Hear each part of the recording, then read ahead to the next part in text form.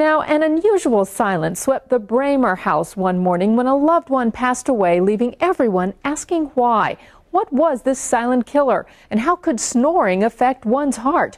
This was the wake-up call Keely Bramer needed to seek help.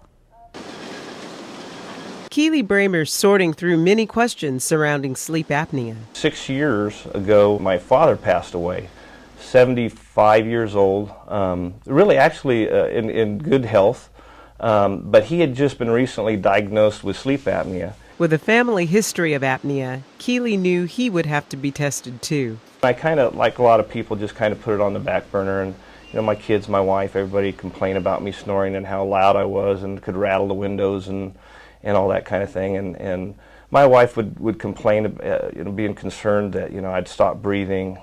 Keely sought the advice of Dr. Brett Sherman at Central California Sleep Disorders Center. Hi, I'm Keely, and I'm here to see Dr. Sherman and Russell about a sleep study. In general, about 15 to 20% of the entire population has obstructive sleep apnea. Obstructive sleep apnea is when a person can stop breathing dozens of times while sleeping. All right, Keely, you want to come on in here? We'll look at your study. Thank you. There are many warning signs of apnea, like snoring, gasping during sleep, daytime sleepiness, waking up in a sweat, and headaches. I knew I'd sometimes have night sweats. People would tell me I'd stop breathing. I'd wake up generally in the morning with a headache.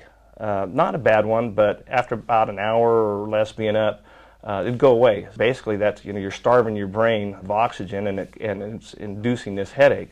The two measurements that are kind of interesting are arousals per hour and your blood oxygen level.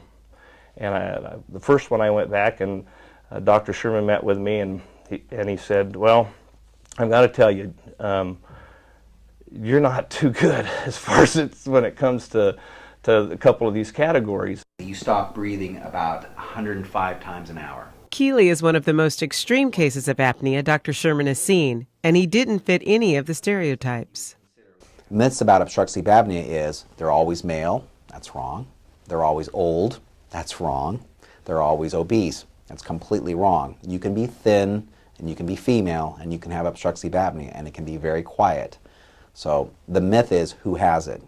Keely's treatment? A CPAP, or continuous positive airway pressure machine and mask. I'm a great fan of CPAP. When I first started doing this as a surgeon, I used to think I could cure everybody with a knife, and that is absolutely not true.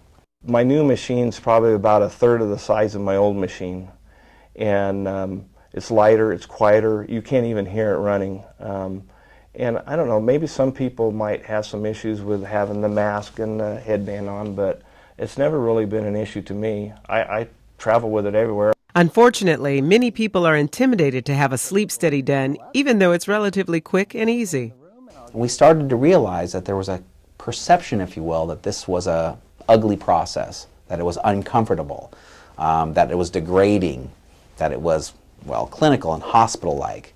I have to say this by far, this facility, this is the second one I've been in, but by far it's the nicest, and certainly the professional people that are running it here. They're just great people, and it's very comfortable. I mean, you feel very at ease and comfortable being here. With a spa-like atmosphere, state-of-the-art monitoring equipment, and a team of experts, Central California Sleep Disorders Center has set themselves apart from the rest. Dr. Sherman says this is the first center in the valley with the ability to perform a heart rate variability cardiograph during a sleep study.